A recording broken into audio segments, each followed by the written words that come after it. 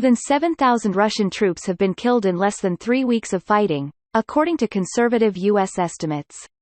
Washington, in 36 days of fighting on Iwo Jima during World War II, nearly 7,000 Marines were killed. Now, 20 days after President Vladimir V Putin of Russia invaded Ukraine, his military has already lost more soldiers, according to American intelligence estimates. The conservative side of the estimate, at more than 7,000 Russian troop deaths, is greater than the number of American troops killed over 20 years in Iraq and Afghanistan combined. It is a staggering number amassed in just 3 weeks of fighting, American officials say, with implications for the combat effectiveness of Russian units, including soldiers in tank formations. Pentagon officials say a 10% casualty rate, including dead and wounded, for a single unit renders it unable to carry out combat-related tasks. With more than 150,000 Russian troops now involved in the war in Ukraine, Russian casualties, when including the estimated 14,000 to 21,000 injured, are near that level. And the Russian military has also lost at least 3 generals in the fight, according to Ukrainian, NATO and Russian officials. Pentagon officials say that a high, and rising, number of war dead can destroy the will to continue fighting.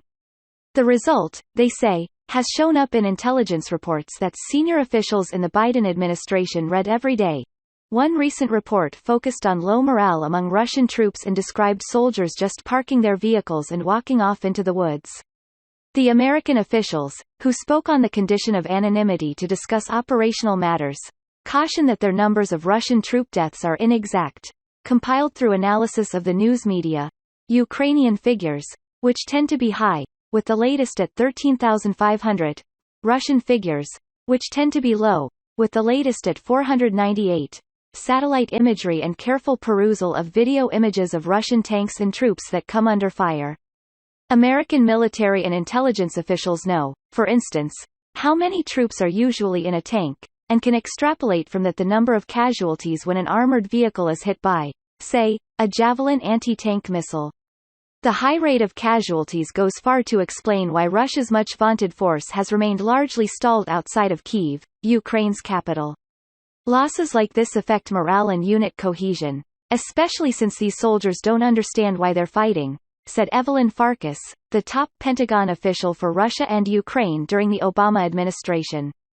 Your overall situational awareness decreases. Someone's got to drive, someone's got to shoot. But, she added, that's just the land forces. With Russian ground forces in disarray, Mr. Putin has increasingly looked to the skies to attack Ukrainian cities, residential buildings, hospitals and even schools. That aerial bombardment, officials say, has helped camouflage the Russian military's poor performance on the ground. President Volodymyr Zelensky of Ukraine said this week that an estimated 1,300 Ukrainian soldiers had been killed in the war. Signs of Russia's challenges abound.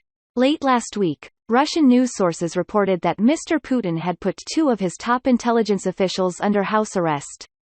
The officials, who run the 5th service of Russia's main intelligence service, the FSB, were interrogated for providing poor intelligence ahead of the invasion, according to Andrei Soldatov, a Russian security services expert.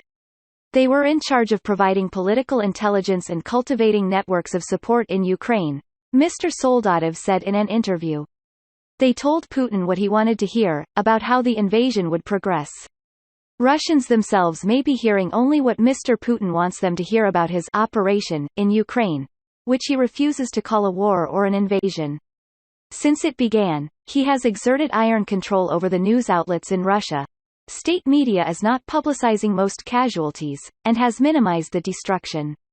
But some Russians have access to virtual private networks, VPNs, and are able to get news from the West. I don't believe he can wall off, indefinitely, Russians from the truth, William J. Burns, the CIA director, told the Senate last Thursday. Especially as realities began to puncture that bubble, the realities of killed and wounded coming home, and the increasing number, the realities of the economic consequences for ordinary Russians, the realities of the horrific scenes of hospitals and schools being bombed next door in Ukraine, and of civilian casualties there as well. The news of the generals' deaths is trickling out, first from Ukrainians, then confirmed by NATO officials, with one death acknowledged by Mr. Putin in a speech. They have been identified as Major General Andrei Kolesnikov, a commander from Russia's Eastern Military District; Major General Vitaly Gerasimov, 1st Deputy Commander of the 41st Combined Arms Army; and Major General Andrei Suhovetsky, Deputy Commander of the 41st Combined Arms Army. Western officials say that around 20 Russian generals were in Ukraine as part of the war effort, and that they may have pushed closer to the front to boost morale. 3 generals already. That's a shocking number, Michael McFaul, the former United States ambassador to Russia, said in an interview. On Wednesday, Ukrainian officials reported that a 4th general, Major General Oleg Mityayev, the commander of the 150th Motorized Rifle Division, had been killed in fighting. 2 American military officials said that many Russian generals are talking on unsecured phones and radios. In at least one instance, they said, the Ukrainians intercepted a general's call, geolocated it, and attacked his location, killing him and his staff. If Russian military deaths continue to rise, the kinds of civic organizations that called attention to troop deaths and injuries during the Soviet invasion of Afghanistan could once more come to prominence. But the Russian toll, some military specialists and lawmakers say, is unlikely to change Mr. Putin's strategy. It is stunning, and the Russians haven't even gotten to the worst of it. When they hit urban combat in the cities, Representative Jason Crow, Democrat of Colorado and a member of the House Armed Services and Intelligence Committees, said in an interview. I don't think it'll have an impact on Putin's calculus, Mr. Crow said. He is not willing to lose. He's been backed into a corner and will continue to throw troops at the problem.